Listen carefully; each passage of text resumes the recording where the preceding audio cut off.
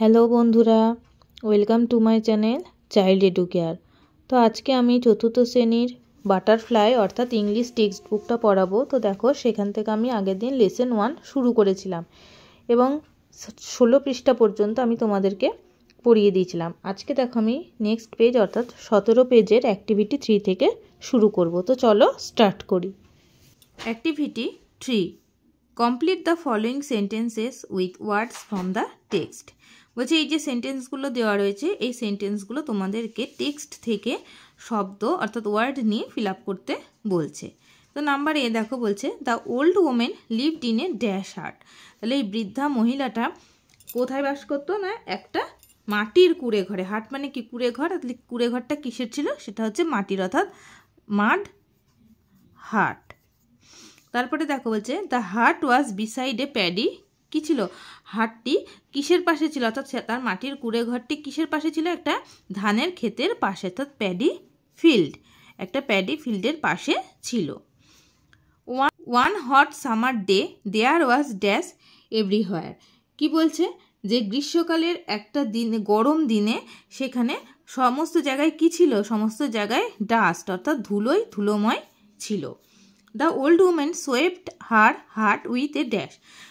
বৃদ্ধা মহিলাটি তার মাটির কুড়ে ঘরটা কি দিয়ে ঝাঁট দিচ্ছিল, ঝাঁটা দিয়ে, তাই তো, ব্রুম অর্থাৎ ঝাঁটা দিয়ে তিনি ঝাঁট দিচ্ছিল। তাহলে এই গেল আমাদের অ্যাক্টিভিটি 3। এবার দেখো বলছে activity 4, complete the following table, one is done for you. এই যে টেবিলটা দেওয়া রয়েছে, এই টেবিলটা কমপ্লিট করতে বলছে। একটা দেখো তোমার জন্য করে দেওয়া হয়েছে। দ্য ওল্ড ওমেন হেডিংয়ে কি বলছে, হু অর হোয়াট অর্থাৎ কে অথবা কি। ডিড দ্য ফলোয়িং, এইগুলো কাজগুলো করেছিল, কে অথবা কি করেছিল। দেখো ক্লিনড হার হাট, তার ঘরটি, কুড়ে ঘরটি পরিষ্কার করত, কে করতো, the old women.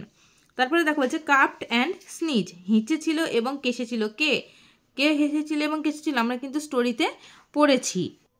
People and sky, মানুষজন হাঁচতো এবং কাশতো, তাই তো। তাহলে এখানে হবে কি, পিপল অ্যান্ড স্কাই। ধুলো যখন ধুলোময় হয়ে গেছিল চারিদিক, তখন আকাশও হেঁচেছিল এবং কেশেছিল। এছাড়া মানুষও কিন্তু তাই করত। Rose all around in brown clouds, চারিদিকে বাদামি মেঘের মতো উঠেছিল। তাহলে কি উঠেছিল, ডাস্ট, ধুলো চারিদিকে বাদামি মেঘের মতো হয়ে উঠেছিল। Fail as drop of rains, বৃষ্টির ফোঁটা হয়ে পড়েছিল, কে বৃষ্টির ফোঁটা হয়ে পড়েছিল, ওয়াটার অর্থাৎ জল। তাহলে আমরা এখানে লিখি ওয়াটার।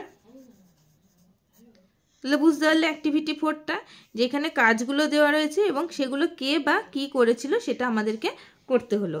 এবার দেখো let's continue. The old woman looked angrily at the sky. বৃদ্ধা মহিলাটি রেগে গিয়ে আকাশের দিকে তাকালো। Stop raining at once, she ordered, সে আদেশ দিল এখনই বৃষ্টি থামাও। The sky could not stop raining, কিন্তু আকাশ কি করলো, বৃষ্টি থামালো না।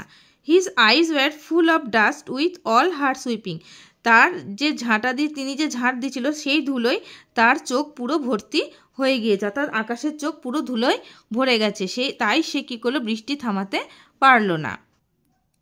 She picked up her broom and started to sweep, সে ঝাঁটাটা তার হাতে তুলে নিল এবং আবার ঝাঁট দিতে শুরু করলো।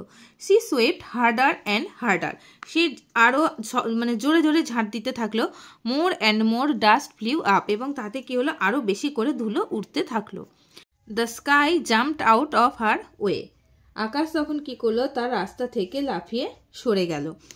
হি tried to avoid the dust, please stop sweeping he pleaded, তখন সে কী করলো, ওই ধুলো যে উঠছিল সেই ধুলোটা এড়িয়ে যেতে চেষ্টা করলো এবং তাকে অনুরোধ জানালো যে সে যেন ঝাঁট না দেয়। The old women did not listen to his request, তখন সেই বৃদ্ধা মহিলাটা তার অনুরোধ শুনতে পেল না, অর্থাৎ আকাশ যে অনুরোধ করলো যার ঝাঁট দিও না, সেই অনুরোধটা বৃদ্ধা মহিলা শুনতে পেল না। সি কেপ্ট অন সুইপিং, সে ঝাঁট দিতেই থাকছে। She wanted to keep her hut clean, সে চাইছে তার বাড়িটা সবসময় পরিষ্কার করতে। The sky could take it no more, আকাশ এটা আর নিতে পারেনি, অর্থাৎ কি নিতে পারেনি, সেই ধুলোটা। হি স্নিজড অ্যান্ড কাপড, সে আবার হেঁচেছিল এবং কেশেছিল। হি থান্ডার্ড অ্যান্ড রেন, সে বজ্র বৃষ্টিপাত ঘটিয়েছিল, অর্থাৎ বিদ্যুতের সহিত বৃষ্টিপাত ঘটিয়েছিল। At last the sky flew up, শেষ পর্যন্ত কি করলো, আকাশ উড়ে গেছিল। He flew out of reach of the old woman's broom, সে কি করেছিল, বৃদ্ধ মহিলার ঝাঁটার নাগালের বাইরে উড়ে চলে গিয়েছিল। The sky never came down again, সে আর কখনো নেমে আসেনি, অর্থাৎ বৃষ্টি হয়ে সে আর কখনো নেমে আসেনি।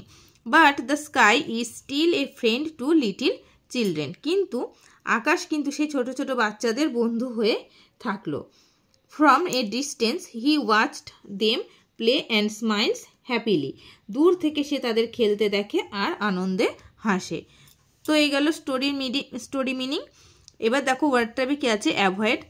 অ্যাভয়েড মানে কি, অ্যাভয়েড মানে হচ্ছে এড়িয়ে যাওয়া, তাহলে স্টে অ্যাওয়ে ফ্রম অর্থাৎ দূরে চলে যাওয়া। প্লিডেড মানে হচ্ছে অনুরোধ করা, এটার মিনিং হচ্ছে রিকোয়েস্টেড অর্থাৎ অনুরোধ করা। Activity 5, arrange the following sentences in the correct order. Correct order অর্থাৎ ঘটনাক্রম অনুযায়ী সেন্টেন্সগুলোকে সাজাতে বলছে। Put the numbers in the given boxes, এই যে পাশে যে বক্সগুলো দেওয়া রয়েছে সেই বক্সের নাম্বারিংগুলো করতে বলছে। 1 ইজ ডান ফর ইউ, একটা তোমার জন্য করে দেওয়া আছে। তো নাম্বার এ দেখো বলছে the sky flew out of reach of the old woman's broom, আকাশ কি করেছিল, সেই বৃদ্ধা মহিলার ঝাঁটার নাগালের বাইরে চলে গিয়েছিল। The sky could take it no more, আকাশ এটা আর নিতে পারছিল না। The old woman ordered the sky to stop raining, old woman কি করেছিল, আকাশকে আদেশ করেছিল বৃষ্টি থামানোর জন্য। The old woman kept on swimming, বৃদ্ধা মহিলা ঝাঁট দেওয়া চালিয়েই যাচ্ছিল। The sky could not stop raining, আকাশ বৃষ্টি থামাতে পারলো না। তাহলে এর মধ্যে যে ঘটনাটা সব থেকে আগে হয়েছিল সেটা কোনটা, the old woman ordered the sky stop raining, এটা হচ্ছে 1 নম্বর। অর্থাৎ বৃদ্ধ মহিলা কি করেছিল, আকাশকে আদেশ করেছিল বৃষ্টি থামানোর জন্য। তারপরে নেক্সট কোন ঘটনাটা হয়েছিল, the sky could not stop raining, আকাশ কিন্তু বৃষ্টি থামাতে পারেনি, তাহলে এটা হচ্ছে 2 নম্বর। তারপরে দেখো নেক্সট আছে 3 নম্বর, কি হবে, the old woman kept on sweeping, বৃদ্ধা মহিলা ঝাঁট দেওয়া তার চালিয়েই যাচ্ছিল, এটা হচ্ছে 3 নম্বর। যেহেতু ঝাঁট দেওয়া চালিয়ে যাচ্ছিল তার ফলে কি ছিল, ধুলো উঠছিল, সেই ধুলো আকাশ আর নিতে পারছিল না, তাহলে এটা আমাদের হলো 4 নম্বর। তাহলে তারপরে কি হলো, আকাশ কি করলো, বাধ্য হয়ে সেই বৃদ্ধ মহিলার ঝাঁটার নাগালের বাইরে চলে গিয়েছিল, তো এটা হলো 5 নম্বর। এইভাবে আমাদেরকে অ্যারেঞ্জ করতে হলো সেন্টেন্সগুলো। বোঝা যাচ্ছে তোমরা সবাই বুঝতে পেরেছো এটা। Activity 6, answer the following questions, কোশ্চেন্সগুলোর অ্যান্সার করো। নাম্বার নাও, প্রশ্নের অ্যান্সারগুলো কি হবে। Number A, why was the old woman angry at the sky, the sky was angry because rain drops fell on to the areas she had swept. Next number B, what did the sky do to avoid the dust, the sky jumped out of the old woman's way to avoid the dust. What did the sky do to avoid the dust? The sky jumped out of the old woman's way to avoid the dust. Next, number C. Why did the woman keep on sweeping? The woman wanted to keep her house clean. Is the sky your friend? Give reasons for your answer. Yes, the sky is my friend because it brings rainy days and makes pools for me. তাহলে এই গেল activity 6 এর questions and answer. Let's learn, let's read the following sentences, অর্থাৎ সেন্টেন্সগুলো পড়তে বলছে। দেখো বলছে Mimi and Raju had not gone to bed yet. Note that in this sentence Mimi and Raju are the names of persons. কি বলছে, নোট করতে বলছে যে মিমি অ্যান্ড রাজু হলো কোনো ব্যক্তির এখানে নাম বোঝাচ্ছে, তাই তো মিমি অ্যান্ড রাজু কি কারোর নাম বোঝাচ্ছে। এবার দেখো বলছে অ্যাক্টিভিটি 7 এর এ কি বলছে, circle the words which are the names of persons places or things. বলছে যে সেন্টেন্সগুলো দেওয়া রয়েছে সেই সেন্টেন্সে নামগুলো অর্থাৎ যেগুলো কোনো ব্যক্তি বা কোনো জায়গা বা কোনো জিনিসের নাম বোঝাচ্ছে সেইগুলোতে তোমাদেরকে সার্কেল অর্থাৎ গোল করতে বলছে। দেখো মীরা ইজ এ গার্ল, তাহলে এখানে মীরা কি বলছে, একজন কারোর নাম বোঝাচ্ছে, তাহলে এখানে আমরা মীরাকে সার্কেল করলাম। তারপরে দেখো বলছে my uncle lives in Kolkata, আমার কাকা কলকাতায় থাকেন, তাহলে কলকাতা হচ্ছে একটা জায়গার নাম অর্থাৎ প্লেসের নাম বোঝাচ্ছে, তাহলে কলকাতাকে আমরা সার্কেল করব। তারপরে দেখো the Statesman is a famous news paper, তাহলে এখানে দ্য স্টেটসম্যান, এই স্টেটসম্যানটা হচ্ছে একটা নিউজ পেপারের নাম। Piku went to Agra to see the Taj Mahal, Piku আগ্রায় গিয়েছিল তাজমহল দেখতে, তাহলে এখানে পিকু হচ্ছে একটা ব্যক্তির নাম বোঝাচ্ছে, আগ্রা হচ্ছে একটা জায়গার নাম বা প্লেসের নাম বোঝাচ্ছে, আর তাজমহল হচ্ছে একটা জিনিসের নাম বোঝাচ্ছে।